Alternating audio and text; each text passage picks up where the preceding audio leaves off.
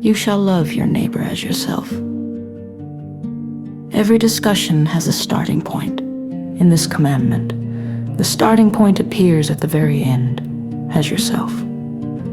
This phrase presupposes that every human being already loves themselves. Christianity does not begin without presuppositions, nor does it flatter us.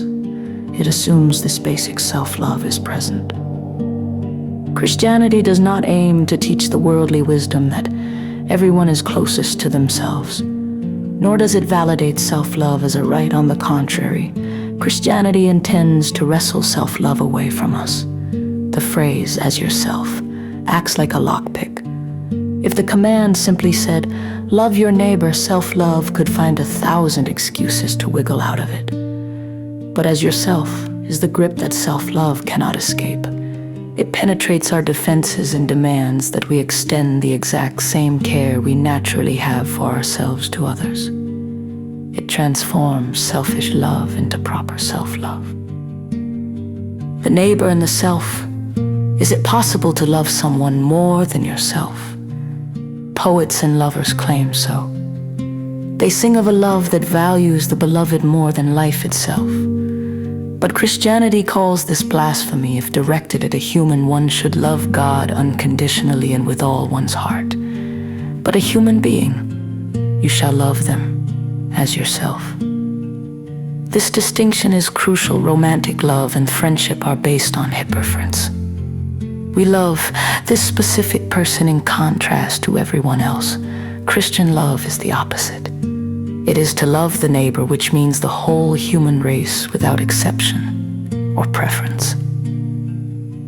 The neighbor is the person closer to you than anyone else, not in affection, but in proximity of duty. The neighbor is the redoubling of your own self. To love the neighbor is to deny the selfishness of self-love.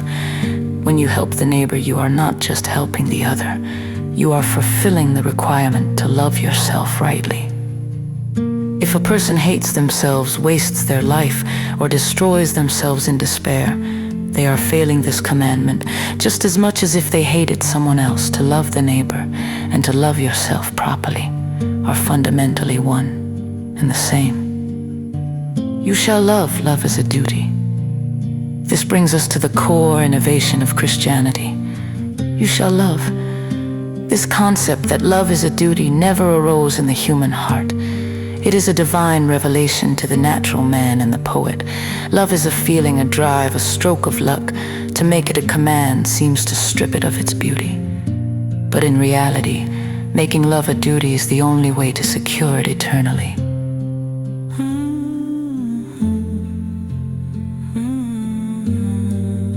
Spontaneous love prevents change. Spontaneous love, romantic love, friendship.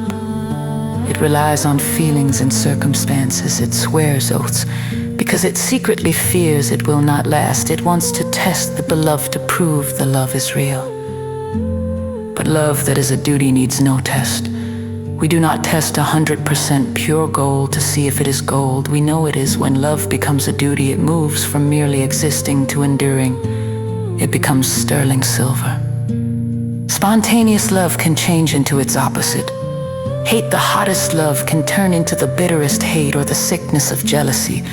Jealousy is a form of self-combustion where love becomes a torture. But duty-bound love cannot turn to hate. It does not love because it is loved back. It loves because it shall. Therefore, it is immune to jealousy. Spontaneous love can also rot into habit. Habit is a cunning enemy that sucks the blood from a sleeper while fanning them to keep them cool. We can become habituated to our partners and friends until the relationship loses all life. The only defense against habit is the eternal, you shall. It is the daily wake-up call that keeps love fresh and urgent.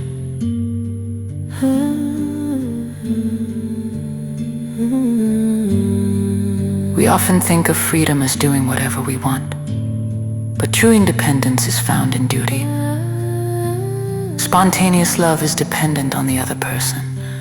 If the beloved stops loving, the lover is crushed or stops loving in return. That is dependence. The love of duty is eternally independent. If a friend says, "I no longer love you," the person bound by duty answers, "That is your choice, but I shall continue to love you." This person's love does not hang on the behavior of the other, but on the command of the eternal. It is a freedom that cannot be held hostage by the world. Duty secures against despair. Spontaneous love can lead to despair if you lose your beloved, or if love is unrequited. You may feel your life is over. This reveals that the love was actually a form of despair all along. It was based on a temporal thing, a person, rather than the eternal. The commandment, "You shall love," saves us from despair. Even when death separates us from a loved one, or when grief threatens to overwhelm us, the command stands. "You shall love." It does not offer empty comfort like time heals all wounds. Instead, it gives a task. It tells the sorrowing person, "Your love has eternal worth. You are not allowed to waste yourself in despair. You must preserve your love, and in doing so, preserve yourself."